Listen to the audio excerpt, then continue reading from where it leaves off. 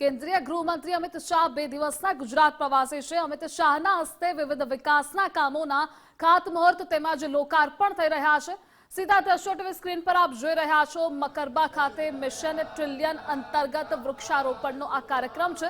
અમિતભાઈ શાહે વૃક્ષારોપણ કર્યું છે તો અમિત શાહના હસ્તે સ્વિમિંગ પુલનું પણ ઉદ્ઘાટન થશે। પરંતુ એ પહેલા મકરબા ખાતેના વૃક્ષારોપણના દ્રશ્યો ટીવી સ્ક્રીન પર આપ જોઈ રહ્યા છો। જો કે વૃક્ષારોપણને લઈ રાજ્યમાં અનેક અભિયાન પણ ચાલી રહ્યા છે। તો વૃક્ષારોપણનો આ કાર્યક્રમ મિશન ટ્રિલિયન અંતર્ગત મકરબા ખાતેનો છે કે જ્યાં તેઓએ હાજરી આપી હતી, વૃક્ષારોપણ કર્યું। ત્યારબાદ અનેક વિકાસની ભેટ પણ અમિત શાહ આજે ગુજરાતી જનતાને આપશે। તો આ સાથે સ્વિમિંગ પુલનું પણ તેઓ ઉદ્ઘાટન કરવાના છે। કરોડોના વિકાસ કામોની ભેટ આજે ગુજરાતી જનતાને મળવા જઈ રહી છે। તો વિકાસની સોગાતો જનતાને મળશે। આ દ્રશ્યો છે મકરબા ખાતેના કે જ્યાં વૃક્ષારોપણના કાર્યક્રમમાં અમિતભાઈ શાહે હાજરી આપી। સંવાદદાતા રાહુલ આપણી સાથે જોડાયેલા છે। રાહુલ, મકરબા ખાતે મિશન ટ્રિલિયન અંતર્ગત અમિતભાઈ શાહે વૃક્ષારોપણ કર્યું। બિલકુલ, જે પ્રમાણે તેમનો નિર્ધારિત કાર્યક્રમ છે તે પ્રમાણે થલતેજનો જે કાર્યક્રમ છે પતાવીને વૃક્ષારોપણ કાર્યક્રમ આવ્યા છે।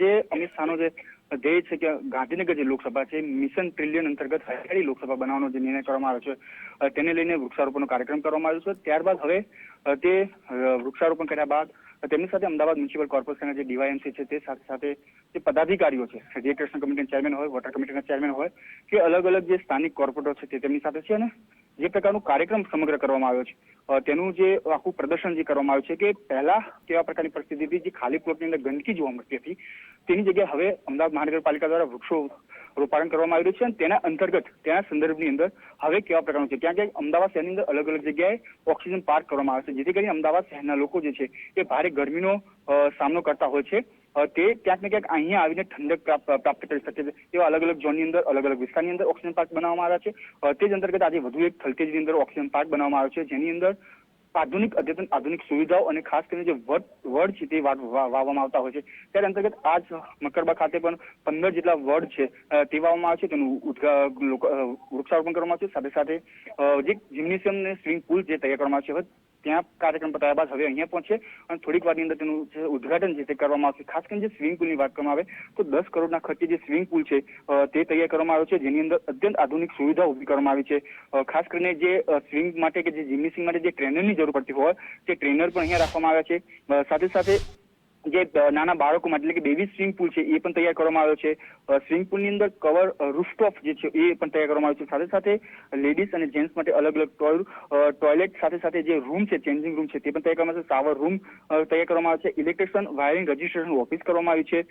CCTV camera, music system, filtration plant, gymnasium માટે જે કોચ છે તેની ઓફિસ, રબર ફ્લોરિંગ, જિમ્નેશિયમને લગતું ઇન્ટિરિયર, મિરર, પાર્કિંગ એરિયા, તમામ પ્રકારની જે સુવિધા અત્યંત આધુનિક જે છે તે બનાવવામાં આવ્યો હતો। તે સંદર્ભમાં જે પ્રકારના જોઈ શકાય છે કે હવે વૃક્ષારોપણ કર્યા બાદ હવે દેશના ગૃહમંત્રી અમિત શાહ, અમદાવાદ મહાનગરપાલિકાના standing committee chairman Devang Dani, સાથે સાથે રિક્રિએશન કમિટીના ચેરમેન જયેશ ત્રિવેદી અને વોટર કમિટીના ચેરમેન છે તે અમદાવાદ મ્યુનિસિપલ ટ્રાન્સપોર્ટ સર્વિસના જે ચેરમેન છે તે ધરમસિંહ દેસાઈ, તમામ લોકો અહીંયા છે।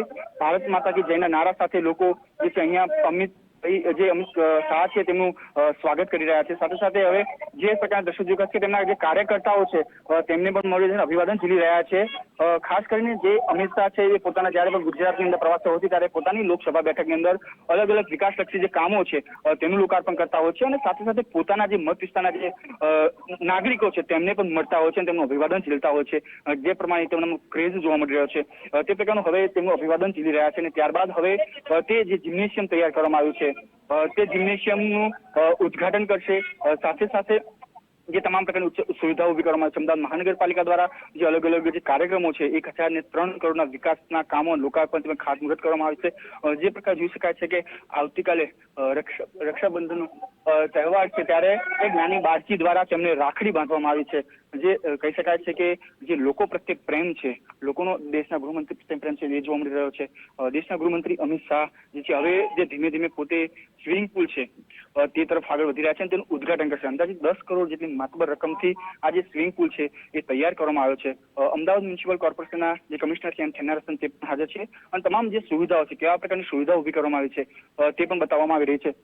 એટલે કે દેશના ગૃહમંત્રી જ્યારે ગુજરાતના પ્રવાસે છે, લોકોના જે વિકાસના કામો છે, હવે જોઈ શકાય છે કે જે પ્રકારના દ્રશ્યો કે દેશના ગૃહમંત્રી અમિત શાહ જે છે તે હવે જે સ્વિમિંગ પુલ છે તેની તકતીનું અનાવરણ કરી રહ્યા છે. અનાવરણ કર્યા બાદ હવે જે છે સ્વિમિંગ પુલની જે છે એ મુલાકાત સ્વિમિંગ પુલની અંદર જઈ રહ્યા છે અને જે સ્વિમિંગ પુલ છે જે તરવૈયા છે તેમની સાથે પણ